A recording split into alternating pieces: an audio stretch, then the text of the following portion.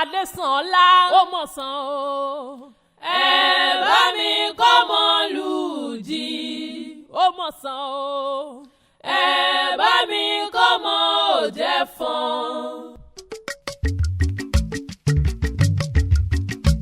ó mọ̀ sàn o. Ẹ bá mi kọ́ mọ luuji ó mọ̀ sàn o. Ẹ bá mi kọ́ mọ jefon. Adesanola ọmọ luuji jefon yé jawo erin onílọ́jọ́ òbí rẹ̀. Ayẹyẹ 60 ọdún lọ́mọ Mr Oladiran. Mo ti ṣọdún yìí wá ṣẹ̀wọ̀n ẹ̀ o. Adesanola kú ọdún o.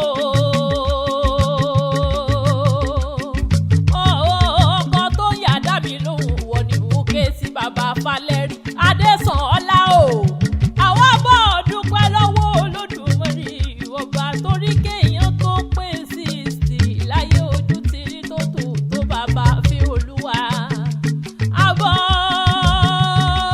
dúpẹ́ lọ́wọ́ Olódùmarè ọba tí gbogbo ọpẹ́ yẹ, ọba tí gbogbo yín sí ìyẹ ní ọjọ́ gbogbo ni tó sọ títí dòní tójú ẹ̀ túrọ́dún. Handsome artist, elegant artist, abẹ́rẹ́ Adesanola bí ti fọjọ́ gbogbo dàbí ìgbín ni. Ó yọ lókèrè, ó yọ lókèrè, ó lé téńté.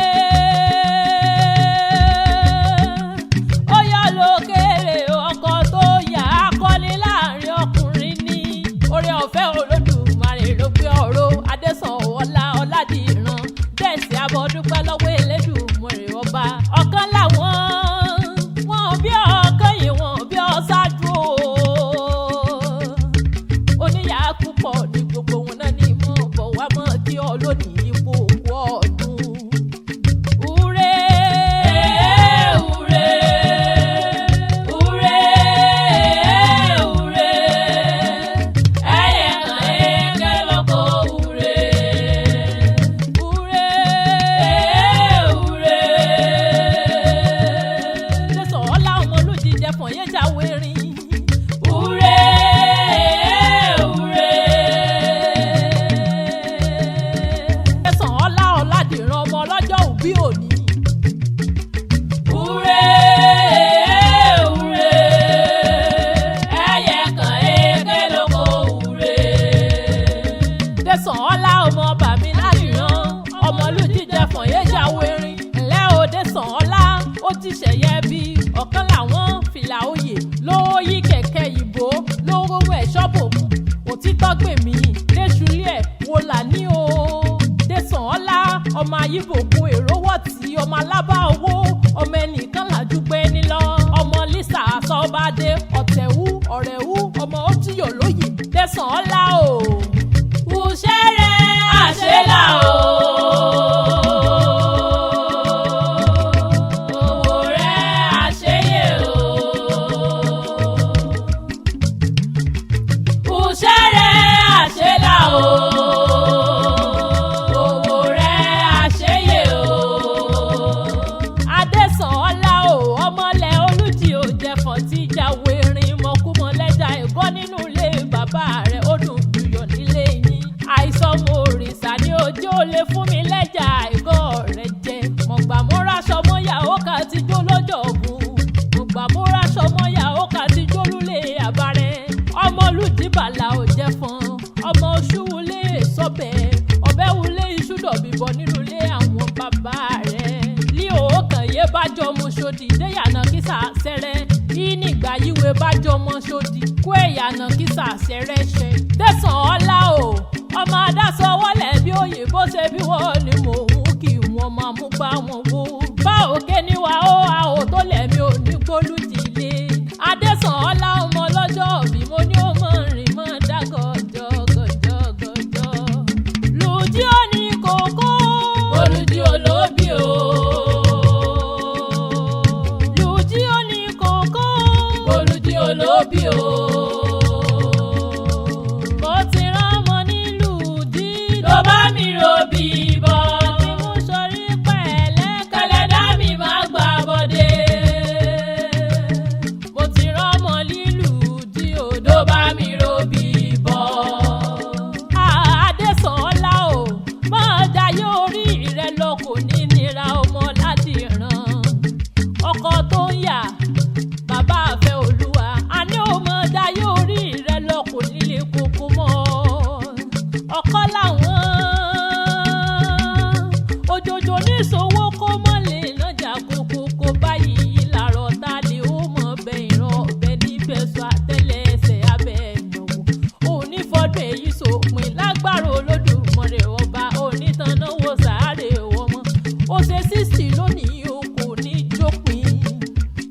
ẹ̀gbọ́n rẹ̀ Olúwabùnmi ó ní mọ́ kí ọ lónìí ìkókó ọdún. Ẹ̀gbọ́n rẹ̀ Olúwafọlákẹ́, ẹ̀gbọ́n rẹ̀ Adébẹ̀yìntọ́lá wọ́n ní mọ́ kí ọ kú ọdún. Ẹ̀gbọ́n rẹ̀ Adétọ́lá, àbúrò rẹ̀ Ọláyínká, àbúrò rẹ̀ Monísọ́lá àti àbúrò rẹ̀ Adétọwọ́bọlá gbogbo náà ní mọ́ bọ̀ kí wá mọ́ kí ọ̀kan làwọn kú ọdún. Wọ́n lónìí fọdún èyí sòpin tọmọtọmọ tayátayá pé gbogbo ọ̀rọ̀ tí ń pa ọ́ lẹ́rìn yé Elédùmarè ò ní jó pa ọ́ lẹ́kún. Wọ́n ní ó pẹ́ láyé ojú rẹ̀ ò ní ríbi, wọ́n ní iṣẹ́ rẹ̀ ò ní di iṣẹ́ mọ́ ọ lọ́wọ́. Wọ́n láti péjú sọdún èyí kájọ péjú ṣe tẹ̀mí tòwó tọmọ nínú owó ọlá àlàáfíà àtàìkú ti ṣe baálẹ̀ ọ̀rọ̀.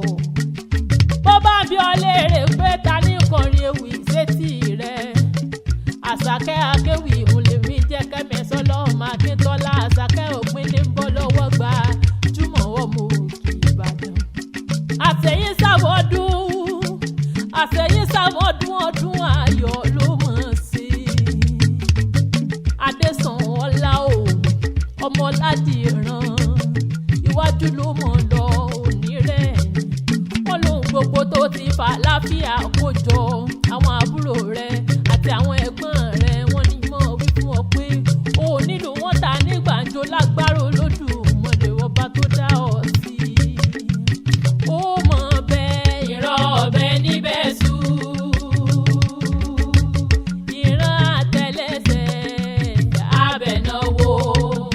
Ó mọ̀ bẹ́ẹ̀ Adésànọlá o, ó mọ̀ bẹ́ẹ̀ ìran ọ̀bẹ níbẹ̀ sú, ìran àtẹlẹsẹ̀ àsìbẹ̀náwó. Adésànọlá o, àwọn ẹ̀gbọ́n rẹ̀ àtàwọn àbúrò rẹ̀ ní mọ̀ pé ọmọ ya dùn ní, ọmọ ya dùn ní o.